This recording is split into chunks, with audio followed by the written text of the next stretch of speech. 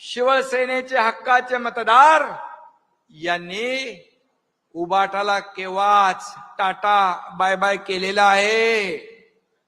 हे या 2024च्या निवडणुकांमध्ये आपण पाहिलं आणि जनतेने या निवडणुकीमध्ये त्यांची बिनपाण्याने हजामत पण करून टाकली आहे।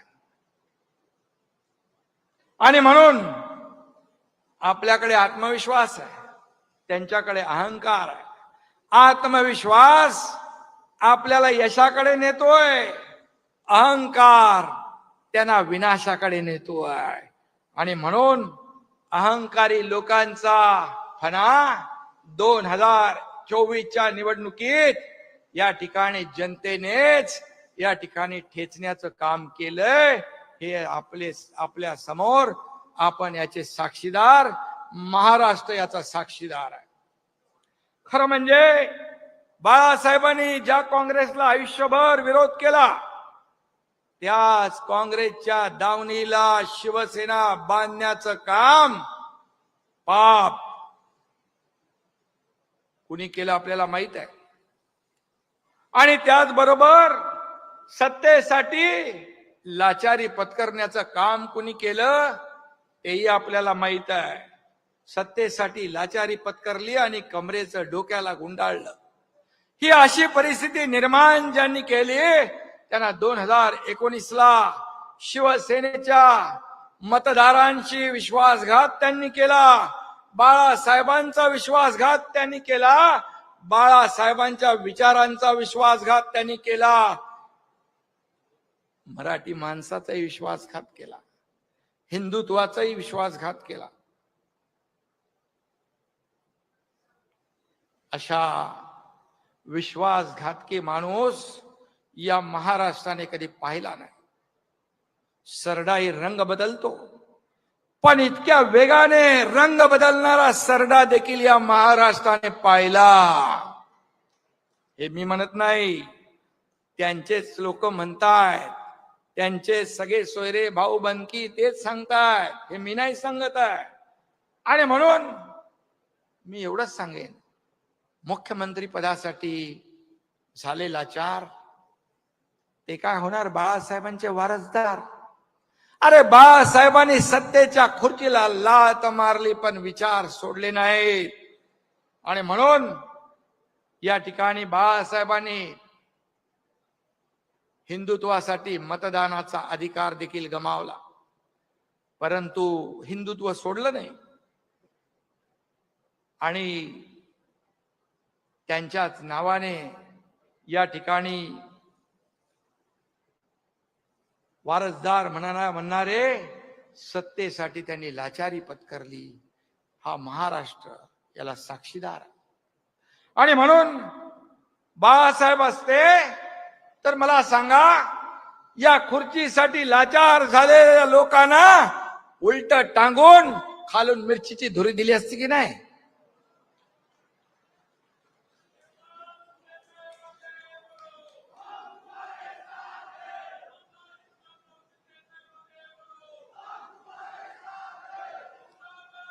हिंदुत्व आणि मराठी माणसाशी विश्वासघात केल्यामुळे आपण पाहताय किती आगतिक झालेत, किती उतावेळ झालेत, किती लाचार झालेत। युती करता का माझ्याशी, युती करता का माझ्याशी? माणसाचे दिवस, माणसाची परिस्थिती कधी बदलेल हे सांगू शकत नाही। परंतु जेव्हा सत्तेमध्ये असतो आपण, त्यावेळेस सगळ्याला कसपटा समान समजणारे आज त्यांची काय अवस्था झाली आहे। कशामुळे? बाळासाहेबांचा विचार सोडल्यामुळे, सत्तेचा मोह आणि सत्तेसाठी लाचारी केल्यामुळे ही परिस्थिती झाली आहे। पण मी आपल्याला सांगतो, मगाशी गुलाबराव म्हणाले की आपण एक विचारधारा घेऊन पुढे गेलोय।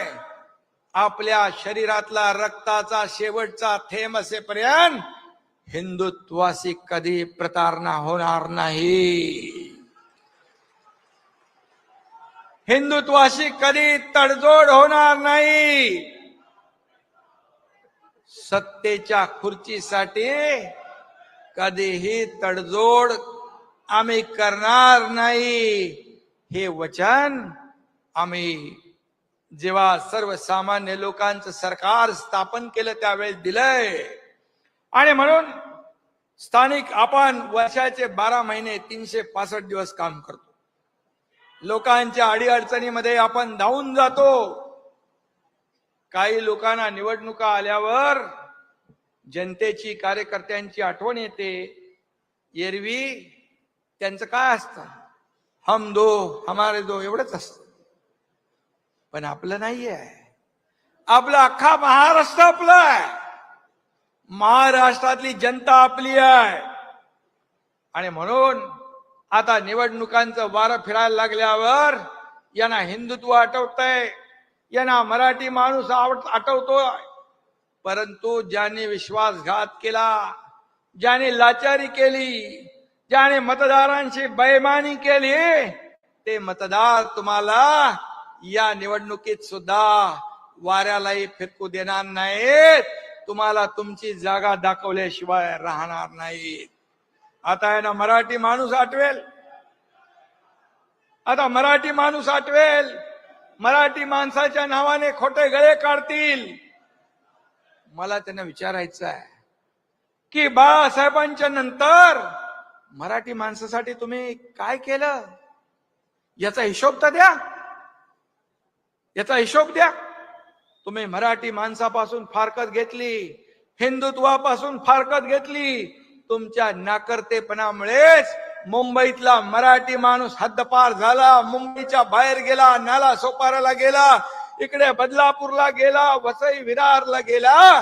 हे पाप तुमचं आहे. गेले 20 वर्ष मुंबईमध्ये कोणी सत्ता गाजवली हे सर्वश्रुत आहे. आणि म्हणून आता म्हणतात आम्ही हिंदुत्व सोडलं नाही म्हणता. मला सांगा, हिंदुत्व सोडलं नाही?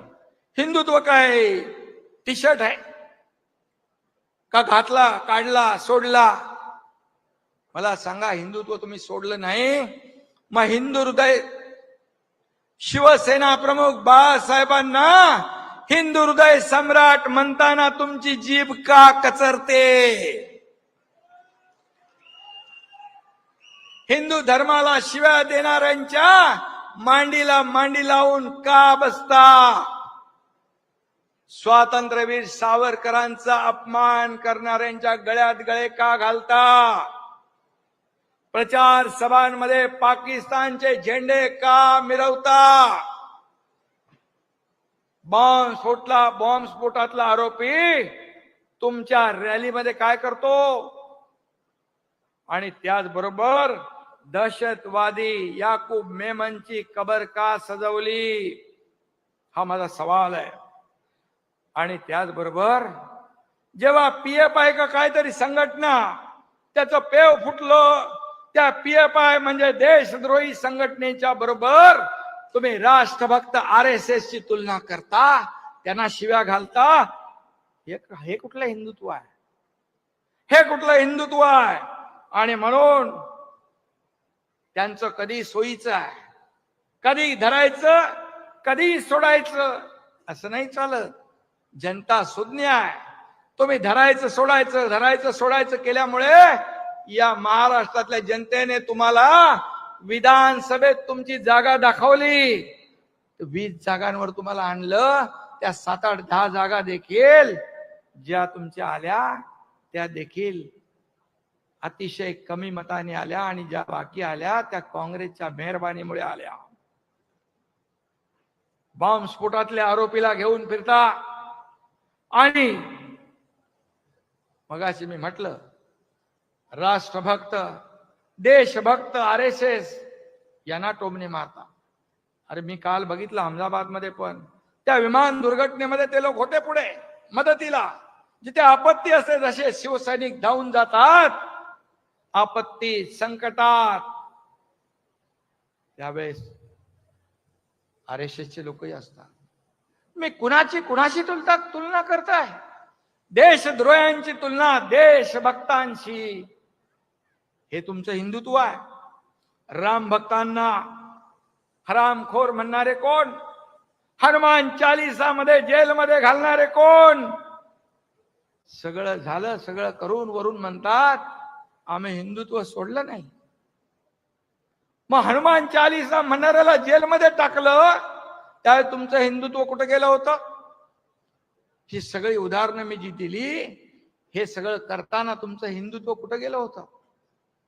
तेव्हा हिंदुत्व आठवलं नाही. आणि म्हणून हिंदू हृदय सम्राट बाळासाहेबांचं स्वप्न होतं की अयोध्येत राम मंदिर बांधा आणि काश्मीरचं 370 कलम हटवा. बाळासाहेब म्हणायचे मला एक दिवस प्रधानमंत्री बनवा, ही दोन्ही कामं मी करेन. मग ही दोन्ही कामं कोणी केली? या देशाचे प्रधानमंत्री नरेंद्र मोदीजी आणि गृहमंत्री अमित शहा यांनी केली. मग बाळासाहेबांचं स्वप्न साकार करणाऱ्यांना शिव्या आणि बाळासाहेबांनी ज्या काँग्रेसला कायम दूर ठेवलं त्यांच्या नावाने तुम्ही गाणार ओव्या. हे कसलं हिंदुत्व आहे? हे काय? हे काय? म्हणजे काहीतरी बोला, त्याला काहीतरी हे असलं पाहिजे. आणि म्हणून हिंदुत्व हा शिवसेनेचा आत्मा आहे आणि मराठी हा आमचा श्वास आहे. राजकारण आणि मतांसाठी कधी आम्ही हिंदुत्व सोडणार नाही, कधी मराठीला अंतर देणार नाही. एवढा शब्द मी या ठिकाणी आपल्याला द्यायला आलोय. अरे आता मगाशी मला कोणीतरी सांगितलं की भाषणात म्हणाले मेळाव्यामध्ये कमॉन किल मी. इंग्लिश पिक्चर बघून आले असतं वाटतं. हा, सुट्टीला तिकडे गेले होते लंडनला, शंभूराज म्हणतायत. पण मला एकच सांगायचंय, मरे हुए को क्या मारना है? अरे महाराष्ट्रातल्या जनतेने विधानसभा तुमचा मुर्दा पाडलेलाच आहे. आणि म्हणाले मारायला आलात तर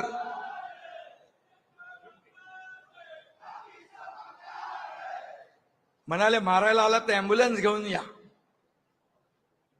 आता काय बोलायचं? ॲम्ब्युलन्स घेऊन या, ॲम्ब्युलन्स मधून परत जाल म्हणजे तुम्हाला आम्ही फटके देऊ, तुम्ही परत जाल. पण नुसताच करून शोर मनगटात येत नाही जोर. हे लक्षात ठेवा. वाघाचं कातड पांघरून लांडगा वाघ होत नाही. त्याला शेर का कलेजा लगता है आणि मनगटात जोर लागतो.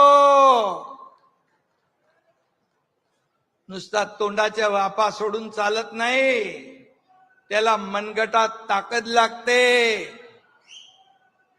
आणि तोंडात दम असून चालत नाही, तर मनगटात दम लागतो.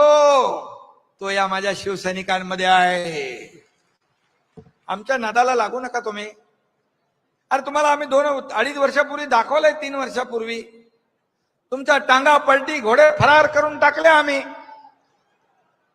आमच्या नादाला काय लागतंय?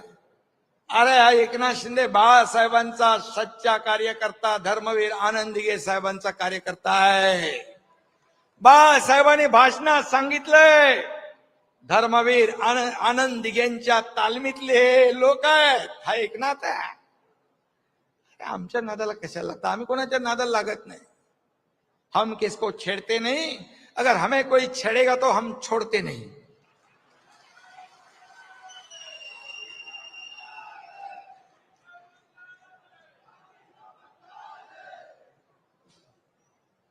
जाऊ द्या, त्या भंगाराची तरी कशाला अपमान करताय?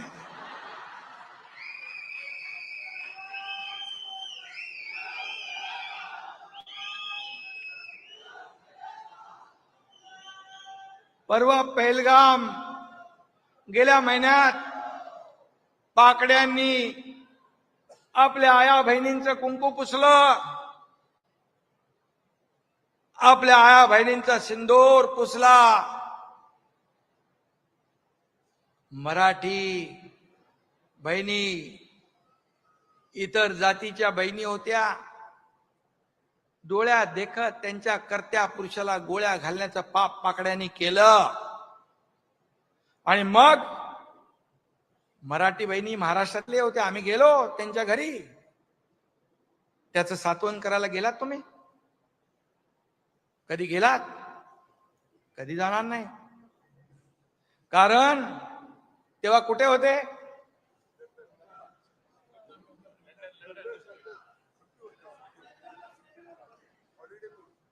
सुट्टी होती. तेव्हा कुठं गेलं होतं तुमचं देशप्रेम? तेव्हा कुठं गेलं होतं तुमचं मराठी प्रेम? कुठं गेलं होतं बहिणींवरचं प्रेम? ऑपरेशन सिंदूर झालं, दहशतवाद्यांचे अड्डे भारतीय लष्कराने उद्ध्वस्त केले. फक्त 20 मिनिटात हवाई दलाच्या विमानाने 20 मिनिटात पाकिस्तानची चरबी उतरून टाकली.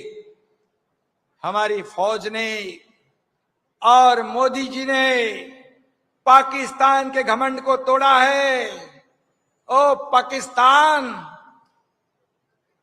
ये कांग्रेस का हाथ नहीं, ये मोदी जी का हथौड़ा है. लक्षात ठेवा. आता पूर्वीचे दिवस गेले. मगाशी श्रीकांतनी सांगितलं की किती हमले झाले तरी सुद्धा कधीही भारत सरकारने यापूर्वीच्या 2014 पूर्वीच्या कधी ऍक्शनला रिॲक्शन दिली नव्हती. पण ह्या देशाचे प्रधानमंत्री म्हणाले, अब गोली का जवाब तो गोले से देंगे, ईट का जवाब पत्थर से देंगे और दुश्मन के घर में घुस के मारेंगे. ही बोलायची हिम्मत कुठल्या प्रधानमंत्र्यांनी दाखवली मला सांगा? किती? आणि राहुल गांधी, काँग्रेस अशा प्रधानमंत्र्यांचा एकेरी उल्लेख करतात. त्यांच्यावर आणि लष्करावर अविश्वास दाखवतात. आपल्या लष्करावर, आपल्या प्रधानमंत्र्यावर त्यांना विश्वास नाही. त्यांना पाकिस्तानच्या अध्यक्षावर विश्वास आहे. आणि मला नाही एक, आणि त्याचबरोबर मला नाही, संपूर्ण 140 कोटी जनतेला ऑपरेशन सिंदूर बद्दल अभिमान आहे. आपल्या लष्करी सेनेबद्दल अभिमान आहे. या देशाच्या प्रधानमंत्र्यांच्या बद्दल पण अभिमान आहे. बाळासाहेब असते तर मुक्त कंठाने त्यांना शाबासकी दिली असती. परंतु शाबासकी जाऊ द्या, ही कद्रू माणसं आरोपाशिवाय करणार काय दुसरं? आणि म्हणून भारताने पराक्रम गाजवल्यानंतर काँग्रेसच्या राहुल गांधींना आणि या बाकी उबाटा बिबाटाच्या चमच्यांना प्रश्न पडलाय, किती विमानं पडली, किती मिसाईल पडले, किती ड्रोनचं नुकसान झालं, किती नुकसान झालं. अरे, भारतीय लष्कराच्या पराक्रमावर शंका घेताय? भारतीय लष्कराने पाकिस्तानला धडा शिकवण्याचं काम केलं आणि आपण टार्गेटेड हल्ला केला, प्रिसाइज अटॅक केला. आपण फक्त आतंकवादी अड्डे उद्ध्वस्त केले. आपण कुठल्याही सामान्य नागरिकाला मारलं नाही. मग तुम्ही पाकिस्तानच्या लष्कर प्रमुखांवर विश्वास दाखवताय? हा खरं म्हणजे देशद्रोहापेक्षा, हा त्याच्यापेक्षा देखील छोटा गुन्हा नाही. खरं म्हणजे हा एक प्रकारचा देशद्रोहच आहे. आपल्या लष्करावर अविश्वास दाखवणं हा एक प्रकारचा देशद्रोह आहे. कसले हिशोब मागताय? अरे 26/11 मध्ये जे लोक मेले, बॉम्बस्फोट मध्ये, साखळी बॉम्बस्फोट मध्ये जे लोक, आपले निरपराध लोक मेले, त्यांच्याबद्दल कधी विचारणा केली? गेल्या अनेक वर्षात सामान्य निरपराध 20,000 लोक मारले गेले. सीमेवर लढणारे सैनिक, लष्करातले 6,500 मारले गेले. जवान, त्यांच्या मृत्यूचा हिशोब मागताय? त्यांच्या मृत्यूचा हिशोब मागताय? तो नाही मागत. तुम्ही किती नुकसान झालं हे सांगा. अरे ज्याने जीवाची बाजी लावून हे काम केलं, पराक्रम केला, त्यांना शाबासकी द्यायचं सोडून तुम्ही त्यांच्यावर शंका उत्पन्न करताय, अविश्वास व्यक्त करताय. मी तर म्हणेन, तुम्ही भारतीय आहात की पाकिस्तानचे एजंट आहात? असं म्हटलं तर वावगं ठरणार नाही. पाकिस्तानची बोली तुम्ही बोलताय. तुम्हाला काय निशाने पाकिस्तान किताब मिळवायचंय? निशाने पाकिस्तान, पाकिस्तानची बोली बोलताय देशात राहून, आणि तुमच्या वक्तव्याचा वापर करून पाकिस्तान देशाची बदनामी जगभरात करतेय. मग ते राहुल गांधी असतील, नाही तर आणखी कोणी असतील. बाळासाहेब असते ना, तर तुमचा कोर्ट मार्शलच केला असता आणि तुम्हाला तुमची जागा दाखवली असती. इथं मी सांगतो आपल्याला, इथं जे वक्तव्य करतात ते पाकिस्तानमध्ये पाकिस्तानचे लोक दाखवतात, जगाला दाखवतात की हे बघा तुमच्या देशातलेच लोक काय म्हणतात. हे म्हणतात पाकिस्तान में राहुल गांधी क्यों वायरल है. पाकिस्तान मध्ये त्याची एवढी मोठी लोकप्रियता झालेली आहे. आणि त्याचबरोबर दुसरं एक त्याच्यामध्ये आहे की हा एक आहे, काय म्हणाले, how did Rahul Gandhi become a hero in Pakistani media. अरे तुम्ही पाकिस्तानमध्ये हिरो झाले, इथे भारताच्या विरुद्ध बोलून. तुम्ही पाकिस्तानमध्ये जरी हिरो झाला असाल तर पाकिस्तानमध्ये तुम्ही हिरो आणि भारतामध्ये झिरो. ही भारतातली जनता तुम्हाला केल्याशिवाय राहणार नाही. आणि म्हणून हे वक्तव्य तुम्ही जाऊन करता देशाच्या प्रधानमंत्र्याच्या विरोधात, लष्कराच्या विरोधामध्ये. हा देशभक्ती नाही, ही देशद्रोह आहे. मी आताच, आपण सगळ्यांनी श्रीकांतची मुलाखत ऐकली, मिलिंदची ऐकली. त्याने सांगितलं अनुभव आलेले काय काय. आपल्या खासदार शिष्टमंडळ 32 देशामध्ये गेलं. खऱ्या अर्थाने या शिष्टमंडळांनी काय केलं, भारताची भूमिका जगाला पटवून दिली. आम्ही किती अटॅक सहन केले, तेव्हा जेव्हा पापाचा घडा पूर्ण भरतो आणि मग सहन करण्याच्या पलीकडे आपण जातो, त्यावेळेस मग आम्ही ऍक्शनला रिॲक्शन देतो. ती आम्ही दिली. आणि पाकिस्तानला कसं पाणी पाजलं तेही जगाला या लोकांनी सांगितलं.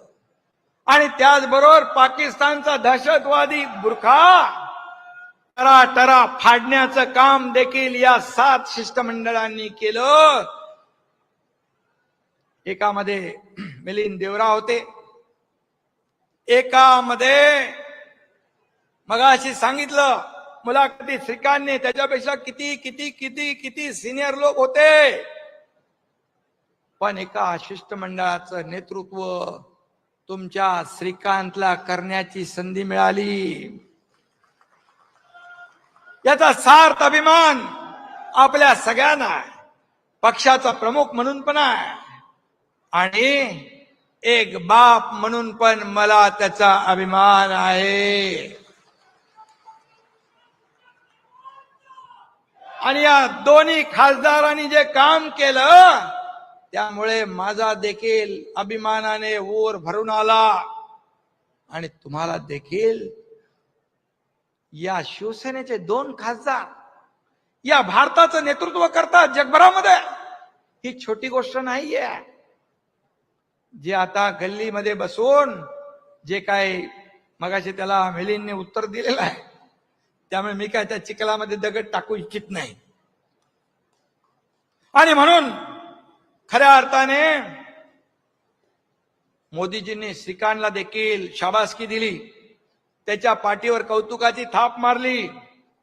आणि मोदीजींनी श्रीकांतला म्हणाले, नव नाव दिलंय भाऊ. कुठे भाऊ? मोदीजींनी शाबासकी दिली आहे. म्हणजे हे श्रीकांतचं श्रेय नाही, तुमच्या सगळ्या शिवसैनिकांचं श्रेय आहे.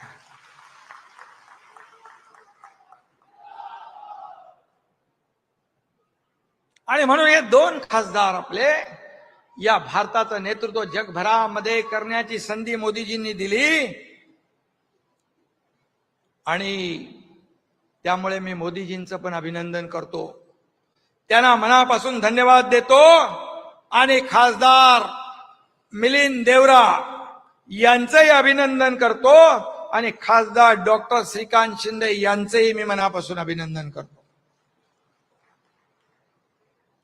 खरं म्हणजे ते झाल्यानंतर एनडीएच्या बैठकीमध्ये ऑपरेशन सिंदूर, भारतीय लष्कराचा आणि प्रधानमंत्री मोदीजींचा अभिनंदनाचा ठराव मांडण्याची संधी तुमच्या एकनाथ शिंदेला दिली. आणि यावरून एनडीए मध्ये आपल्या शिवसेनेचं किती महत्वाचं स्थान आहे हे मोदीजींनी अधोरेखित केलेलं आहे. आणि मला म्हणून त्याच्यावर श्रीकांतने बरंच सांगितलेलं आहे, मिलिंदने सांगितलंय. मी आता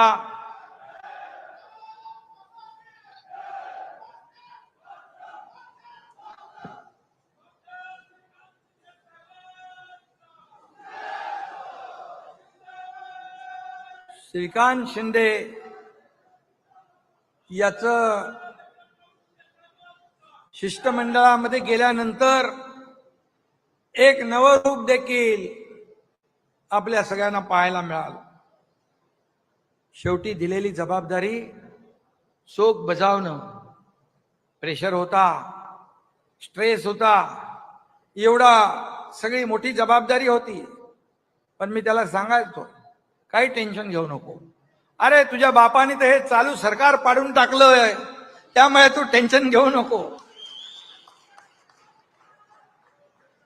आणि मिलिंद तसं हुशार आहे, पहिला मंत्री राहिलेला आहे. त्यामुळे हे दोन आपले हिरे आहेत. आणि त्याने आपल्या शिवसेनेचं, महाराष्ट्राचं, देशाचं नाव उज्ज्वल केलेलं आहे. आता मला सांगा, आता हा विषय आपण बाजूला ठेवूया. आता मला सांगा, शेतकरी बळीराजा काय म्हणतो? एरे एरे पावसा. कशासाठी? शेतीसाठी. चांगली शेती उगायला पाहिजे, शेतकरी समृद्ध झाला पाहिजे, राज्य समृद्ध झालं पाहिजे. पण आता उबाटा काय म्हणतो? एरे एरे पैसा. कारण तोच त्यांचा जगण्याचा एकमेव मंत्र आहे. मला बोलायला पाहिजे, कारण ते काय काय विचित्र बोलतात. मी त्यांची भाषा नाही बोलत, परंतु मला बोलता येतं, मला सगळ्या गोष्टी माहित आहेत. मी डॉक्टर नसलो तर मोठे मोठे ऑपरेशन करून टाकतो.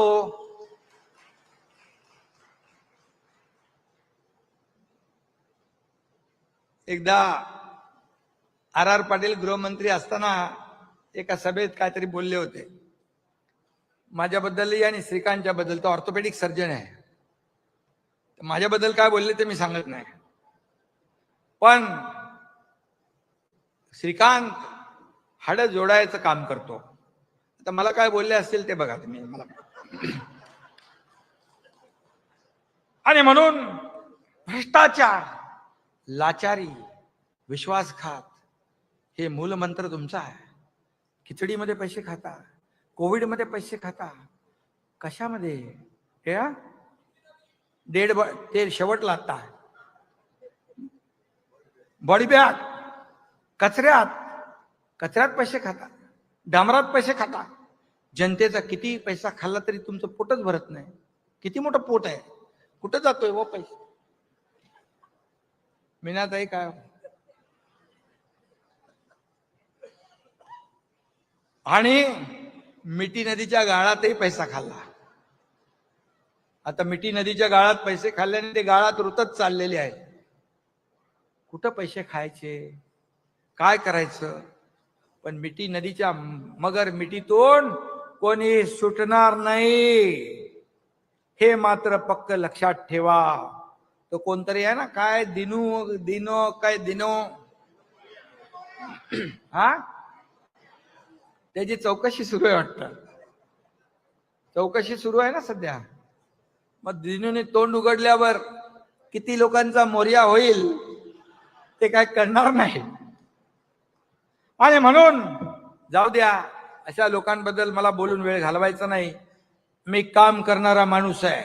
आरोपाला कामातून उत्तर देणार, टीकेला कामातून उत्तर देणार. आणि म्हणून जी सामान्य माणसाची जी नाळ जुळलेली आहे ती तुटता कामा नये, कधी तुटू देणार नाही, हा माझा शब्द आहे. मुंबई बाहेर फेकल्या गेलेल्या मराठी माणसाला पुन्हा मुंबईत आणण्याचं काम आपल्याला करायचं. जुन्या चाळीचा पुनर्विकास करायचा आहे. रखडलेल्या एसआरए प्रकल्पांना आपल्याला मार्गी लावायचं आहे. मुंबई घडवणाऱ्या गिरणी कामगारांना आपल्याला घरं द्यायची आहेत. मुंबई महापालिकेच्या कचऱ्यात गाळात तोंड मारणारे मुंबईकरांचं आणि मराठी माणसांचं काय भलं करणार? मला सांगायची गरज आहे? मी काय सांगत नाही. यांना फक्त मुंबई महापालिका ही सोन्याचं अंड देणारी कोंबडी आहे, अशा भावनेने गेले 20 वर्ष तुम्ही वागला. काय दिलं मुंबईकरांना?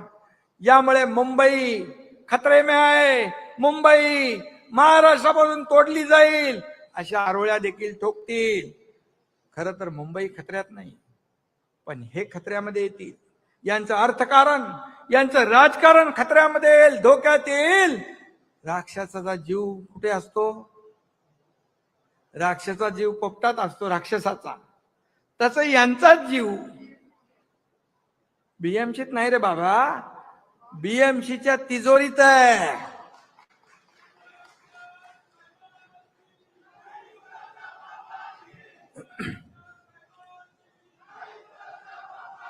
सध्या कुणीतरी काहीतरी निवडणुकीचं कॅम्पेन चालवलंय. काय? मुंबईचा लढा. मुंबईचा लढा तुम्हाला आता आठवला? इतके वर्ष काय करत होता? तुम्हीच होता ना तिकडे बसलेले. मग मुंबईचा लढा तुम्हाला आता आठवला? आणि सत्तेत असताना तुम्ही काय केलं? सत्तेत असताना तिजोरी फोडा आणि सत्ता गेल्यावर मुंबईचा लढा. अरे लढायला घराबाहेर तर पडायला पाहिजे. घरात बसून लढता येत नाही. फील्डवर उतरून लोकांशी बोलायला लागतं, संवाद साधायला लागतो. आणि म्हणून आधी घराबाहेर पडा. आता काही जे काही तुम्ही पडताय त्याच्या मागे डॉक्टर एकनाथ शिंदेचं काम आहे. त्यांनी थोडंफार फिरायला लावलेलं आहे. जाऊ द्या. पण एकच सांगतो, मुंबई महाराष्ट्राची होती, मुंबई महाराष्ट्राची आहे, मुंबई महाराष्ट्राचीच राहील. कुणाचा बाप जरी आला, 7 पिढ्या खाली उतरल्या तरी सुद्धा मुंबई महाराष्ट्रापासून तुटणार नाही.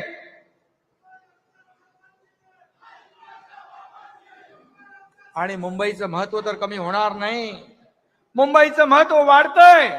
मागे नीती आयोगाचे लोक आले तेव्हा म्हणाले, नीती आयोगाने सांगितलं की मुंबई महाराष्ट्र तर सोडा, $1 ट्रिलियन तुम्ही महाराष्ट्राचं धरताय गोल, पण मुंबई आणि MMR मध्येच, फक्त मुंबई आणि MMR मध्ये $1.5 ट्रिलियन पोटेन्शियल आहे.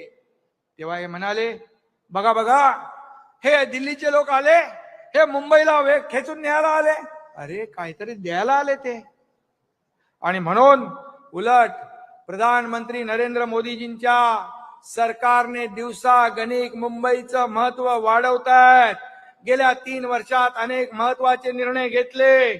महाबिगाडी सरकारच्या काळात काय होतं? मुंबई ठप्प होती, मुंबई बंद होती, मेट्रो बंद होती. ते घरकोंबडे होते, त्यांनी त्या मेट्रो कारशेड बंद केला होता. अरे 10,000 कोटी रुपये वाढले, याचं कोण उत्तर देणार? हा जनतेचा पैसा कोण भरणार? आणि म्हणून गेल्या 3 वर्षामध्ये coastal road, Atal Setu, metro, car shed सगळे प्रकल्प आपण मार्गी लावले. देवेंद्रजींच्या काळात काही प्रकल्प सुरू झाले होते, ते मुख्यमंत्री असताना. हे मुख्यमंत्री झाले महाविकास आघाडी, ते सगळे स्टे देऊन टाकले, स्पीड ब्रेकर टाकले. हा एकनाथ शिंदे मुख्यमंत्री झाला तेव्हा सगळे स्पीड ब्रेकर हटवून टाकले आणि पुन्हा विकासाला चालना दिली. आणि म्हणून मी सांगतो, मुंबईमध्ये खड्ड्याचा प्रवास इतके वर्ष कोणी केला? इतके लोक ऍक्सिडेंट मध्ये मेले, त्याला जबाबदार कोण? मी मुख्यमंत्री झाल्यानंतर मी आणि देवेंद्रजींनी मिळून त्या आयुक्तांना बोलवून सांगितलं, मुंबईचे सगळे रस्ते कॉन्क्रीटचे करा. बोले काय प्रॉब्लेम आहे का? बोले काही प्रॉब्लेम नाही, दरवर्षी आम्ही 50 किलोमीटर करतो. 50 किलोमीटर करणं काही नियम आहे? बोले नाही. मग 2 टप्प्यामध्ये पूर्ण मुंबईचं कॉन्क्रिटायझेशन करण्याचा निर्णय घेतला आणि 1 टप्पा जवळपास आता पूर्ण होतोय. पुढच्या 1.5-2 वर्षात मुंबई खड्डे मुक्त होईल, सगळे रस्ते कॉन्क्रीटचे होतील. का नाही केलं तुम्ही? का दरवर्षी त्या खड्ड्यामधून रिपेअरिंग करून डांबरातून पांढरं करायचं, पांढऱ्यातून काळं करायचं, खड्ड्यातून पैसे खायचे, खड्ड्यात लोकांना घालायचं आणि लोकांना मारायचं? हे पाप तुम्ही केलं. मुंबईतल्या एसटीपी, मुंबई मधल्या एसटीपी 25 वर्ष तुम्ही करू शकले नाही. हे सगळं घाण, दुर्गंधी, प्रदूषण असंच समुद्रात सोडत होते. आपलं सरकार आल्यानंतर एसटीपीच्या कामाला आपण चालना दिली. एसटीपी आता कार्यान्वित होतील आणि हे जे काही पाणी दिसतंय समुद्राचं, हे आता काळं आहे, पण ते निळं झाल्याशिवाय राहणार नाही. कारण आपण ते काम 25 वर्ष झालं नाही, ते आपण केलं. केंद्र सरकारच्या मदतीने अनेक प्रकल्प आपण पूर्ण करतोय. मुंबईला ग्लोबल फिनटेक हब आपण करतोय. परवाच मुख्यमंत्र्यांच्या उपस्थित 5 इंटरनॅशनल युनिव्हर्सिटी सोबत करार झाले. MMR एज्युकेशन हब होणार, MMR ग्रोथ इंजिन होणार. हे महाराष्ट्र हे देशाचं ग्रोथ इंजिन आहे, विकासाला चालना देण्याचं काम होत आहे. नवी मुंबईचे एअरपोर्ट आपण करतोय, झालंय, आता त्याचं उद्घाटन होईल. वाढवणला देशातलं सगळ्यात मोठं बंदर होत आहे, तिथे देखील आपण विमानतळ, एअरपोर्ट करतोय. हे विकास, air connectivity, rail connectivity, road connectivity, water connectivity, हे सगळं असेल तेव्हा राज्य पुढे जातं. आणि म्हणून इन्फ्रास्ट्रक्चरवर जास्त जोर ज्या देशाचा, राज्याचा असतो, त्या राज्याचा विकास वेगाने होत असतो. आणि म्हणून गेल्या 3 वर्षात इतकी कामं आपण केली, विकासाला चालना दिली, लोकाभिमुख कल्याणकारी योजना आपण केल्या. आणि म्हणून मुंबईचं आंतरराष्ट्रीय दर्जावर, आंतरराष्ट्रीय स्तरावर महत्व पुढच्या 2-4 वर्षात वाढल्याशिवाय राहणार नाही. हा एकनाथ शिंदेची कमिटमेंट आहे आणि एकनाथ शिंदे एकदा कमिटमेंट करतो ती पूर्ण करतो. आणि म्हणून सगळी ती सरकार बदलून प्रगती सरकार आपण आणलं. No reason, on the spot decision करणारं आपलं सरकार आहे. आपल्याला कारण दाखवा नाही, मी अधिकाऱ्यांना सांगतो, काम होणार नाही हे सांगायला अक्कल लागत नाही, स्किल लागत नाही. न होणारं काम नियमामध्ये बसून कायद्यामध्ये बसवून करायला स्किल लागतं. असे अधिकारी आम्हाला पाहिजेत. म्हणून माझ्या 2.5 वर्षाच्या काळामध्ये जे काम केलं ते आपण पाहिलंय. जीवाची पर्वा न करता पूर्ण राज्यभर फिरलो, लोकांच्या सर्वसामान्यांच्या मदतीला झालो. आजही मला अनुभव येतोय. लोक रस्त्याच्या दुतर्फा असतात उभे, सभेत असतात, गच्चीवर असतात, टेरेसवर असतात, घरात असतात, सगळीकडे उभे असतात. भर उन्हात तानात उभे असतात. कोणाला पडली कशाला, पण जे काय काम केलं त्याची आठवण लोकांनी ठेवली आहे. हे माझं भाग्य आहे. आणि सगळ्या पदांपेक्षा या लाडक्या बहिणींचा लाडका भाऊ हे मोठं पद मला मिळालं.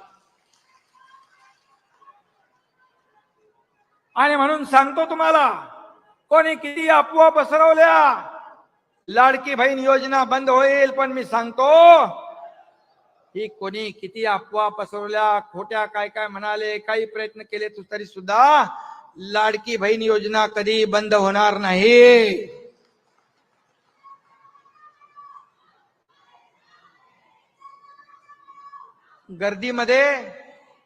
गर्दीमध्ये माझ्याकडे काही लोक यायचे, तर गर्दीमध्ये कुठं टेबल, कुठं काय धरायला, कुठे फाईल धरायला. गर्दीमध्ये लोक यायचे मला लेटर घेऊन, लोकांच्याच पाठीवर फाईल ठेवून सही करणारा, जगाच्या पाठीवरचा पहिला मुख्यमंत्री होण्याचा मान देखील मला मिळाला. बोले सही कुठं करायची, तो लेटरवाला होता, त्याच्या बाजूचा माणूस पाठ करून उभा राहायचा आणि त्याच्यावर मी ते लेटर ठेवायचो आणि सही करून टाकायचो. मुख्यमंत्री सहायता निधी महाविकास आघाडीमध्ये 2.5 कोटी दिले होते. या एकनाथ शिंदेच्या काळात 360 कोटी दिले. हजारो लोकांचा जीव वाचवला. आणि म्हणून मी आपल्याला एवढं सांगतो, लाडके शेतकरी आहेत, लाडके वारकरी आहेत. लाडक्या वारकऱ्यांच्या दिंडीचं 20,000 रुपये अनुदान आपणच चालू केलं. आता काही लोक म्हणत होते मिळणार नाही, पण मी लगेच GR काढायला लावला. संजय शिरसाट आहे, ताबडतोब पोचले, पैसे पोचले ना. आणि म्हणून आपण लेक लाडकी लखपती योजना केली, उच्च शिक्षण मोफत केलं मुलींचं. आणि हे सगळं करत असताना या ठिकाणी आपण महाराष्ट्राला इन्फ्रास्ट्रक्चरच्या कामात महाराष्ट्राला किती सांगू नंबर 1 केलं. स्टार्टअप मध्ये महाराष्ट्राला नंबर 1 केलं. GDP मध्ये महाराष्ट्र नंबर 1, FDI मध्ये नंबर 1, एक्सपोर्ट मध्ये महाराष्ट्र नंबर 1, स्वच्छतेत नंबर 1, कल्याणकारी योजनांमध्ये नंबर 1. किती लिहू. आणि कमीत कमी वेळेमध्ये जास्त काम करण्याचा विक्रम आपल्या महायुती सरकारने केला. बाळासाहेबांचं, दिघे साहेबांचं स्वप्न होतं सामान्य शिवसैनिक सत्तेवर बसावा आणि त्यानं स्वप्नातला महाराष्ट्र घडवावा. मी त्याला निमित्त ठरलो, हे मी माझं भाग्य समजतो. हा बाळासाहेब आणि दिघे साहेबांचा आशीर्वाद पाठीशी होता. देशाचे प्रधानमंत्री नरेंद्र मोदीजी आणि गृहमंत्री अमित शहा यांचा भक्कम पाठिंबा होता. आणि तुमच्या सगळ्यांचे आशीर्वाद आणि माझ्या सोबत आलेले 50 आमदार, खासदार या सगळ्यांचं श्रेय होतं. आणि म्हणून तमाम जनतेचं प्रेम या कामातून आपण मिळवलंय. आणि म्हणून एवढी कामं केली आपण, एवढी विकास कामं केली, लोकाभिमुख कल्याणकारी योजना केल्या की त्यामुळे झालेल्या विधानसभेच्या निवडणुकीमध्ये आतापर्यंतच्या महाराष्ट्राच्या इतिहासामध्ये 232 जागांचं लँडस्लाइड मॅन्डेट आपल्याला मिळालं.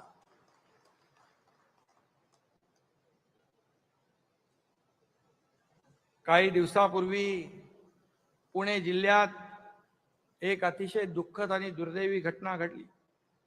सासरच्या छळाला कंटाळून आपल्या एका बहिणीने आपलं जीवन संपवलं. तशी लेक लाडकी असते, तशी बहीण लाडकी असते, तशी सून का वागू शकत नाही आपण? आपली लेक जेव्हा दुसऱ्याच्या घरात नांदते तेव्हा आपण विचार करतो की तिचं जीवन चांगलं झालं पाहिजे, तिला त्रास होता कामा नये. का मानसिकता बदलत नाही लोक? आणि म्हणून यासाठी आपल्या सुनांना देखील लेकीसारखं वागवण्याची मानसिकता तयार झाली पाहिजे. आणि म्हणून सुनेचा छळ करणारी वृत्ती हा समाजाला लागलेला कलंक आहे आणि ही वृत्ती ठेचून काढली पाहिजे. आणि त्यासाठी आज आपण एक नवीन अभियान सुरू केलंय. काय? लाडक्या सुनेचं रक्षण हेच शिवसेनेचं वचन.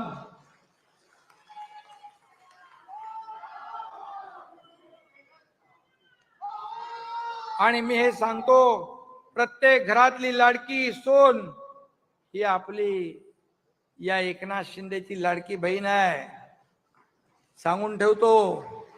आणि त्यामुळेच आता लाडकी सून हे अभियान आम्ही हाती घेतलंय.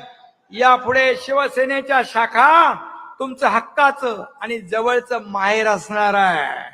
सासरी छळ होणाऱ्यांच्या बहिणींच्या मदतीला आमच्या या रणरागिणी धावून जातील आणि त्या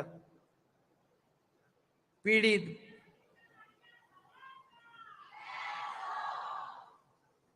मी उभा आहे तुमच्या पाठीशी खंबीरपणे. आणि म्हणून हे सुरुवात आपण हे धर्मवीर आनंद दिघे साहेब यांनी हे त्यांच्या कार्यकाळात जिथं अन्याय झाला त्याला बरोबर जशा तसं धडा शिकवला. आणि म्हणून या लाडक्या सुनेचं रक्षण हे शिवसेनेचं वचन हे अभियान आपण धर्मवीर आनंद दिघे साहेब यांच्या आश्रमातून सुरू करतोय. आणि याच्यानंतर आपली सगळी जी काय ती बांधणी ते सगळं होईल. आणि म्हणून मी आता शेवटचं आपल्याला सांगतो, आपण महायुतीत लढलो, महायुतीचा कारभार केलाय. आधी मी सीएम होतो, आता डीसीएम आहे. आता देवेंद्रजी सीएम आहेत. पंतप्रधान मोदीजींच्या नेतृत्वाखाली देश महासत्तेकडे चाललाय. मोदीजींच्या मार्गदर्शनाखाली आमची टीम महाराष्ट्राचा गतिमान विकास करतीये.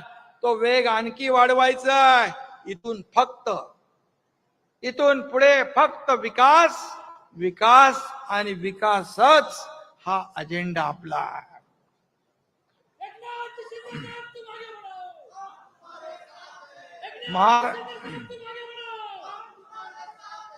अरे बाबा, निवडणूक अजून माझी लांब आहे पुढे. आता कार्यकर्त्यांची निवडणूक आहे, बरोबर ना? नेत्यांच्या निवडणुका झाल्या, आता कार्यकर्त्यांच्या आहेत. जिल्हा परिषदा, नगरपंचायती सांगतो मी. आणि म्हणून महाराष्ट्र हे आपल्या सर्वश्रेष्ठ राष्ट्र करायचं आहे. त्यासाठी महायुतीचा जन्म झालाय आणि कामही सुरू झालंय. येणाऱ्या निवडणुकीत देखील आपण बाजी मारणार आहोत, बिलकुल मारणार. विजयाची हॅट्रिक होणारच. आणि त्यामुळे राष्ट्र जिंकलं, महाराष्ट्रही जिंकला. आता स्थानिक स्वराज्य संस्थाही आपण जिंकणार. शिवसेना पक्ष वाढतोय दररोज. आज देखील काही नगरसेवक आले. मी आपल्याला सांगतो, मगाशी मी वर्धापन दिन होता म्हणून थोडा आढावा घेतला, तर आतापर्यंत मुंबईतले उबाटाचे 50 विद्यमान 2017 ते 22 चे नगरसेवक शिवसेनेमध्ये आले. 50. अजून पुढे काय होते ते सांगत नाही मी आता. पण इतर पक्षाचे देखील असे करून 60 ते 65 लोक विद्यमान नगरसेवक 17 ते 22 हे शिवसेनेमध्ये दाखल झालेले आहेत. आणि म्हणून येत्या निवडणुका देखील हा खऱ्या अर्थाने हा वाढीचा वर्धापन दिन आहे. येत्या निवडणुका देखील आपल्याला महायुतीत आपण लोकसभा लढलो, विधानसभा लढलो, या स्थानिक स्वराज्य देखील संस्था आपल्याला महायुतीत लढायची आहे. युतीचा निर्णय योग्य वेळी आम्ही घेऊ, पण तुम्ही मात्र सगळे लोक निवडणुका जिंकण्याच्या कामाला लागा. आपल्याकडे काम खूप आहे, वेळ कमी आहे. आणि पुढच्या काळात जास्तीत जास्त सदस्यांची नोंदणी करा. जेवढी नोंदणी जास्त तेवढा पक्ष मजबूत होईल. पक्ष मजबूत झाला, पक्ष मोठा झाला तर तुम्ही मोठे होणार आहात. आणि म्हणून सध्या सोशल मीडियाचा जमाना आहे, त्याच्यावर देखील आपले सगळे टीमने ऍक्टिव्ह राहायला पाहिजे. घराघरात मनामनामध्ये भगव्या विचारांचा दिवा पेटवा, हिंदुत्वाचा ज्वलंत अंगार फुलवा. सर्व सण, आता सगळे सण येतात, सण उत्सव साजरे करा, जोरात करा, हिंदुत्वाचा जय जयकार करा आणि पुढे चला. म्हणून कार्यकर्ते तयार करा. कार्यकर्ते तयार झाल्याशिवाय नेते तयार होत नाही. आणि म्हणून जे माझ्या व्यासपीठावर भरलेले सगळे हे जे बसलेले लोक आहेत, हे आमचं ऐश्वर्य आहे, हे आमचं ऐश्वर्य आहे. आणि समोर बसलेले तुम्ही, ही शिवसेनेची संपत्ती आहे, ही असेट आहे. मी म्हणालो त्यावेळेस, आम्हाला प्रॉपर्टी नको, बाळासाहेबांचे विचार हीच आमची संपत्ती आहे. आणि म्हणून विधानसभा जिंकलो म्हणून बेसावध राहू नका, गाफील राहू नका. येणारी प्रत्येक निवडणूक आपल्याला जिंकायची आहे. राष्ट्र जिंकले, महाराष्ट्रही जिंकला, दोन्हीकडे भगवा फडकला. आता मिशन एकच, महापालिकेवर भगवा, जिल्हा परिषदेवर भगवा, नगरपालिकेवर भगवा, पंचायत समित्यांवर भगवा आणि ग्राम पंचायतीवरही भगवा.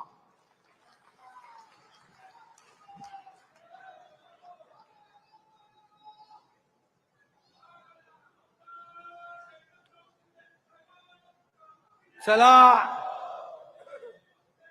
अरे बाबा, मुंबई पाहिजे का नाही? चला, उठा, व्हा आता सज्ज. मुंबईवर सुद्धा भगव्याचेच राज्य. आणि म्हणून जनात भगवा, मनात भगवा, प्रत्येकाच्या घराघरात भगवा, सळसळणाऱ्या रक्तामधून जिवंत ठेवू उरात भगवा. धन्यवाद. जय हिंद, जय महाराष्ट्र. काही क्षणात राष्ट्रगीतानं आजच्या या कार्यक्रमाचा समारोप होणार आहे. तत्पूर्वी सगळ्यात आधी दीपक केसरकर साहेबांनी शिर्डीची साईबाबांची शाल शिंदे साहेबांना भेट म्हणून, आशीर्वाद म्हणून आणलेली आहे. मी केसरकर साहेबांना विनंती करतो की कृपया त्यांनी शिंदे साहेबांचा या ठिकाणी ही शाल देऊन सन्मान करावा. राष्ट्रगीतानं कार्यक्रमाचा समारोप होणार आहे, त्यामुळे कृपया कोणीही आपापल्या जागांवरून उठू नये अशी आपल्याला नम्र विनंती.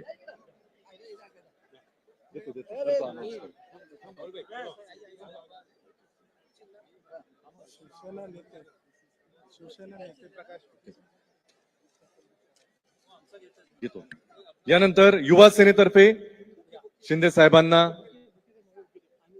पुष्पगुच्छ देऊन त्यांचा या ठिकाणी सत्कार केला जातोय. कार्याध्यक्ष पूर्वेश सरनाईक, सरचिटणीस अमेय घोले आणि राहुल कनाल आणि युवा सेनेतर्फे इतर सर्व. सोशल मीडिया राज्य प्रमुख राहुल कनाल.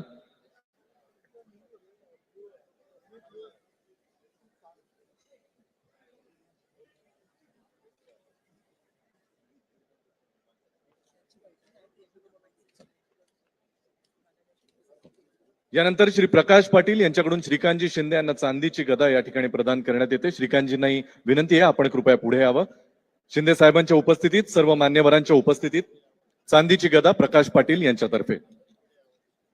यानंतर जिल्हा प्रमुख पुरुष, संपर्क प्रमुख पुरुष, उपनेते महिला आणि पुरुष, याचबरोबर आमदार, खासदार आणि मंत्री महोदय यांची बैठक आहे, त्यामुळे आपण कृपया इथेच थांबावं अशी आपल्याला विशेष सूचना, नम्र विनंती.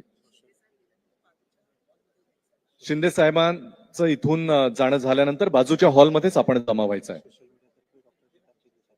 सोशल मीडियातर्फे डॉक्टर श्रीकांतजी शिंदे साहेबांचा विशेष सत्कार या ठिकाणी होतोय.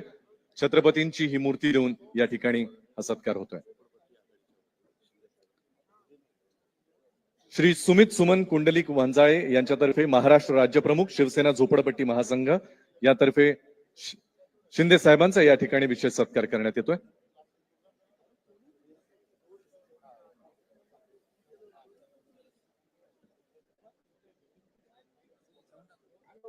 राष्ट्रगीतासाठी सगळ्यांनी उभे राहावे अशी आपल्याला नम्र विनंती.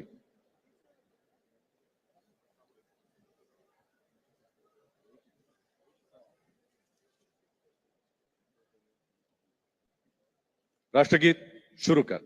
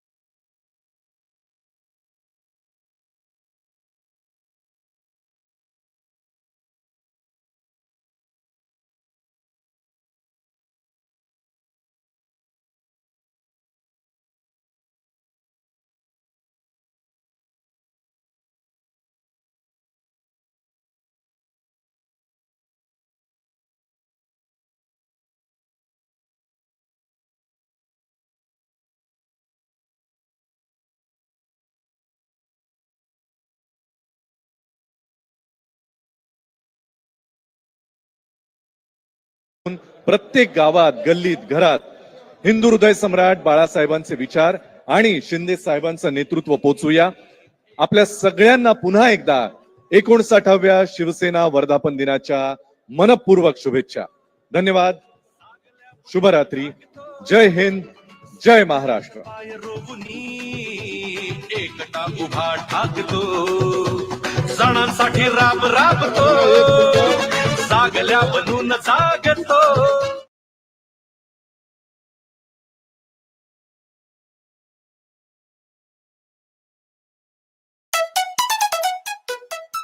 असं असेल तर ही निवडणूकच रद्द करायला पाहिजे. माझं म्हणणं असेल ते कोर्ट ठरवेल. आता कोर्टापुढे आम्ही मांडणार आहोत. नावाला आणि स्वतःच्या पब्लिसिटीसाठी भांडायचं असेल आणि लोकांमध्ये जिवंत राहायचं असेल तर अशी नाटकं चालत राहतात. तुमचं इलेक्शन कमिशन बद्दल काय मत? माझं स्वतःचं असणारं मत आहे की इलेक्शन कमिशनने आम्हाला लेखीच लिहून दिलेलं आहे. आमच्याकडे काही रेकॉर्ड नाही, काहीच रेकॉर्ड नाही. काहीच रेकॉर्ड नाही. 5 नंतर झालेल्या मतदानाचं हे सगळ्या राजकीय पक्षाच्या नेत्यांना माहिती आहे. संध्याकाळी 5 नंतर झालेल्या मतदानाचं काहीच रेकॉर्ड नाही. कोणाचा काहीही रेकॉर्ड नाही.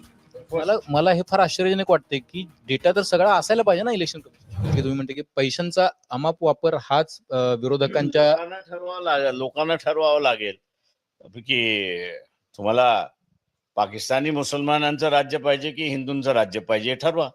मला एक गंमत कळत नाही की शरद पवार म्हणतात की पैशांचा बेसुमार वापर झाला इलेक्शन मध्ये, उद्धव ठाकरे म्हणतात पैशांचा बेसुमार वापर झाला, तुम्ही म्हणताय पैशांचा बेसुमार वापर झाला, लाडकी बहीण आणि अशा सगळ्या योजनांमुळे काय. Need to run Windows on your Mac? Parallels Desktop makes it simple to integrate Windows apps into your macOS workflow. Install Windows in minutes and stay productive without hassle. Run the apps you need, when you need them, with full compatibility with the latest macOS and Windows. Get the best of both worlds. Download Parallels Desktop today.